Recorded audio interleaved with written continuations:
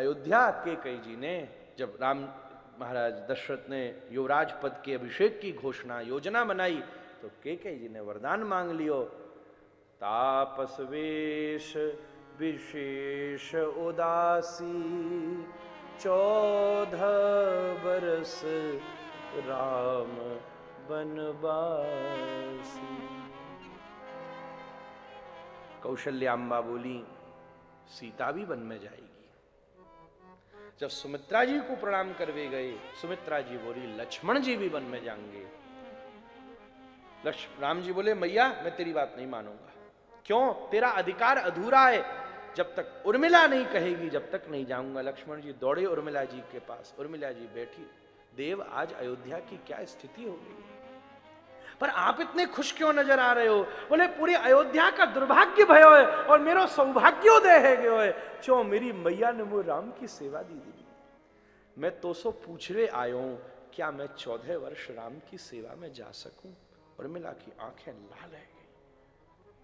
देव आपने राम जी सो मुझ तक जितने कदम रखे उतने कदमन में आपने मेरे प्रेम को शोषित कियो है, आपने मेरे विश्वास को खंडित कियो है, कलंकित कियो है मेरे प्रेम को। अरे क्यों? मैं जा रहा हूं यहां मारे।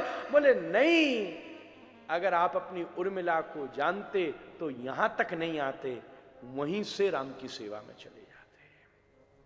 अरे मैं बड़ी भारी योगिनी हूं, तपस्विनी हूं, एक काम करो ये मेरा द्वार बंद करके चले जाओ, मैं ध्यान में बैठ रही हूं, 14 वर्ष बाद आओ तो मेरी आंखें खोल देना। द्वार बंद कर लक्ष्मण चले गए।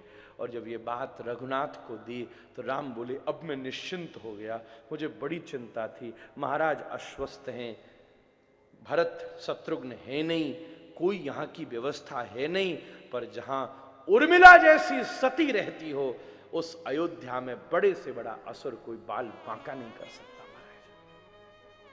सुमंत जी साथ गए, चूंकि रथारूढ़स्य देवस्य दर्शनम लोक मंगलम। सोते हुए पूर्वासीन को छोड़ो है, आपने निषाद सो आराम करके केवट पे कृपा करके गंगा पार कीनी है। आप जाए के बड़े दिव्यतम भव्यतम भाव सो अगस्त आदि भारद्वाज मुनि आदि सो मिलते भय श्री चित्रकूट में आविराजे हैं। भरतलाल जी ने अंत्येष्टि क्रिया आदि संपन्न करके श्री राम जी को मनावे के ताई लंबी यात्रा निकाली है। I have gone through unlimited literatures in the world and you all have must be.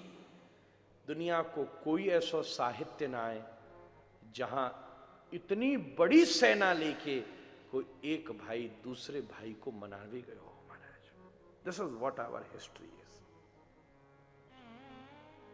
एक भाई दूसरे भाई को मनावे गए हो, इतना बड़ा जत्था लेके।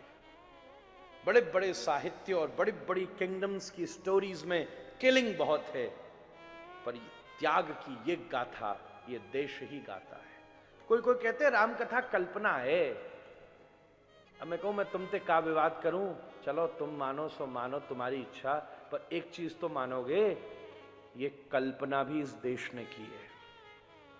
ना कर सको अमेरिका, ना कर सको लंदन, ना कर सके इटली, ये कल्पना भी ये भारतवर्ष ही कर सकता है। अर्थात उसकी संस्कृति में इतनी ऊर्जा है। महाराज, कैसो मूर्खतापूर्ण बात है ये कहना। महाराज, पादुकान को लेकर के श्री भरतलाल जी लौटे। नांदिक ग्राम में आपने विराजमान कर खूब राम जी की प्रतीक्षा की नहीं। आप वहां सो दंडकारण्य की तरफ अत्रि आदि सब महात्मान ते भेंट करते भई वहां विराजे। सुपर्णखा राम जी पर आकर्षित भई, बाके नाक कान काट दीने। जाके रावण के सामने सीता के सौंदर्य को वर्णन किया। मारीच को स्वर्ण मृग बना करके भेजो। राम जी पीछे पीछे गए। आवाज दीनी तो लक्ष्मण जी आए, ब्राह्मण को वेश धारण करके सीता जी को हरण कियो, आभूषण को लिटाती हुई सीता जी को ले जाके अशोक वाटिका के नीचे विराजमान कीनो। श्री राम जी वापस लौटे, उजड़ी कुटिया प्राप्त भई, श्री लखनलाल जी से भेंट भई, जटायु जी की अंत्येष्टि क्रिया की, सीता जी की खोज प्रारंभ भई। रोते रोते राम जी शबरी जी पे कृपा करी, आगे पहुंचे। पंपा सरोवर की शोभा देख के विरह में थे, सुग्रीव की वही समय दृष्टि पड़ी, हनुमान जी को भेजो। श्री हनुमान जी और श्री दिव्य राम जी की मधुर भेंट भई। श्री हनुमान जी महाराज की।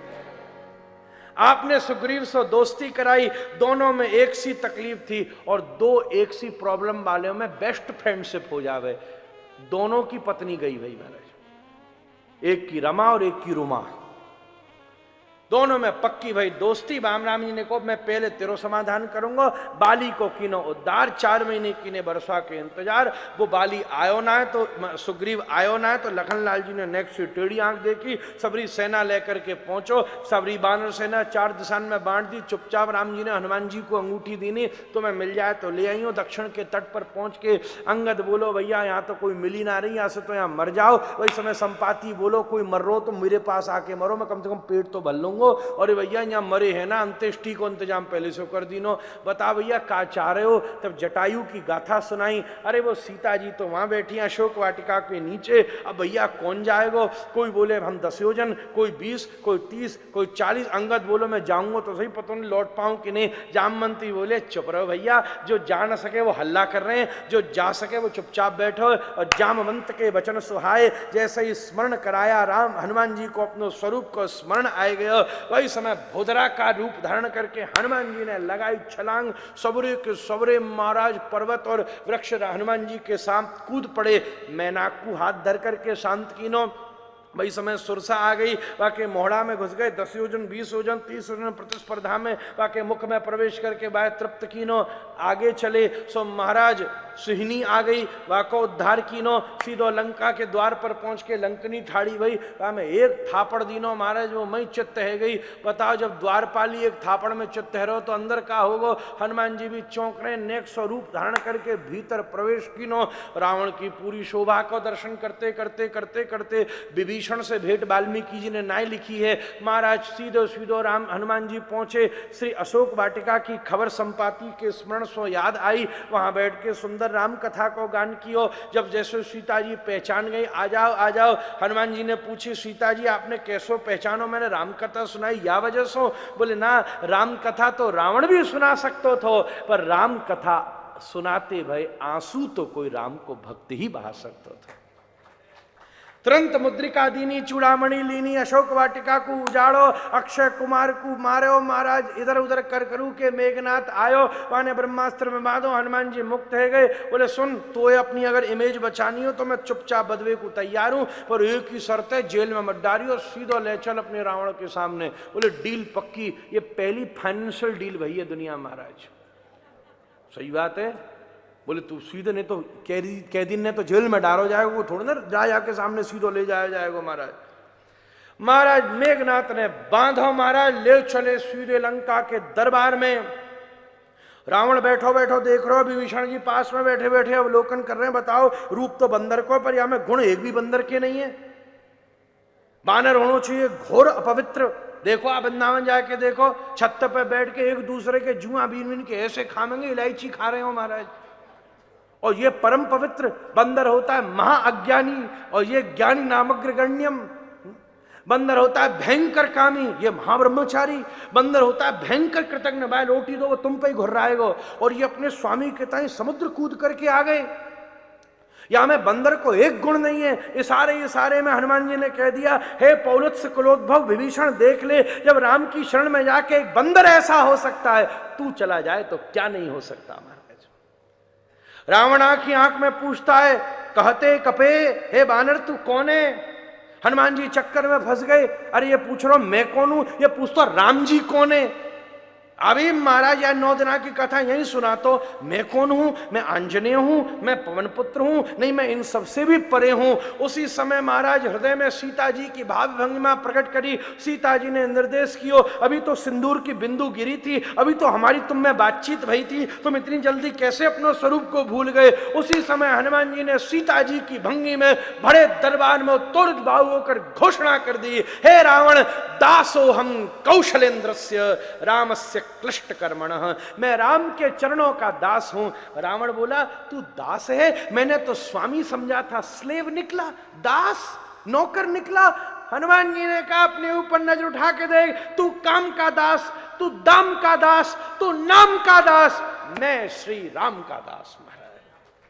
और एक बात और बता दूं, तू जिन जिन को दास है मैं उन सबन को स्वामी हूं। वो काम न छू सके, कादम्ब न छू सके, क्रोध न छू सके, लोभ न छू सके, तू जिनके पीछे पीछे डोले। मैं राम को दास, विभीषण बोलो मैं हनुमान को दास। अच्छा ज्यादा इतरा रहो या बानर की पूंछ में लगाओ, आग बास में दो ही चीज तन रही, हनुमान जी की पूंछ और रावण की मूंछ। उन्हें लगाई पूंछ पे आग, मैंने लगाई मोछ पे आग। महाराज सबरी या लंका, कुंदन की लंका बना बनू के जलाई जुलू करके सीता जी को दर्शन करके पहुंचे हनुमान जी वापस। समुद्र तट पर आए, समुद्र मानो नहीं, तीर उठायो, मारा कई नल नील पत्थर डाले, पुर को निर्माण भयो प्रारंभ, वामे सवन ने करी सेवा, अंगद को भेजो, रावण मानो नहीं, युद्ध है गो प्रारंभ। लखनलाल जी को लगी शक्ति, वही समय हनुमान जी श्री दवाई लेकर के आए गए, विभीषण जी शरणागत है ही गए थे, वो मार्गदर्शन करते जा रहे थे। कुंभकर्ण आयो, राम जी ने वा को उद्धार कियो। अंत में सबरे नाती सवासो सबरे सबरी की सबरी लीला करके और आदित्य हृदय स्तोत्र को पाठ करके रावण की नाभि को भेदन करके वह रावण को उद्धार कियो। सब जय जयकार कर पड़े, बोलिए सियावति रामचंद्र भगवान की।